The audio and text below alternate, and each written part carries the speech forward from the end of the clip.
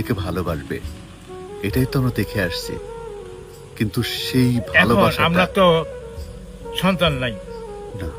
আমরা সন্তানের জন্য কতটুক যে আবেগ ভিতরে, আল্লাহ আমার একটা সন্তান দেখ, মেয়ে হোক আর ছেলে হোক, একটা দেখ, আমি করল নিব, সুমা খাবো, আমার দৌড়ে এসে ধরবে, আব্বু করে ডাক দিবে, বিরক্ত করবে, আব্বু আমার এই জিনিসটা কিনে দাও, আপনার কাছে আনন্দ লাগবে।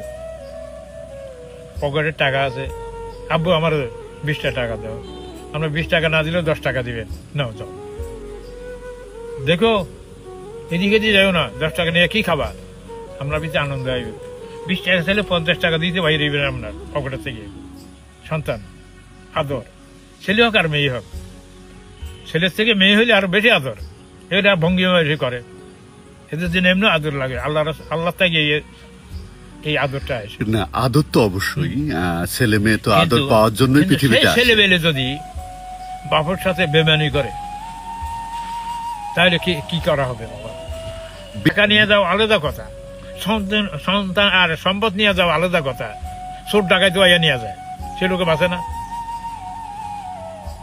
মাইরা মাইর কইরা নিয়া টাকা নিবি,